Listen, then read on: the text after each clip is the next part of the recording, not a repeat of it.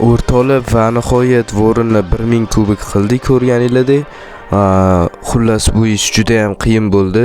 Bu ish davomida Bahromovga juda katta rahmat deb qolaman. Nimaga desanglar, xullas men Vorinni minusga tiqib tashlagandim. 750 kubik qilib qo'ydim. Nimaga desanglar, 950 ga chiqarganimdan keyin nimagadir random o'yinchilar atilab minusga tiqib tashladi. Men bilan o'ynab qarasam 800 kubikkami 850 kubikka tushib ketdim. Keyin undan ko'ra 0 ga tushiraman deb o'ynayotgan paytim SS Bahromov menga aytdi, "Yo'q, o'ynaymiz, 1000 kubik qilamiz" deb jahl qildi va oxiri 3 soat o'yindan keyin 1000 kubik qildik.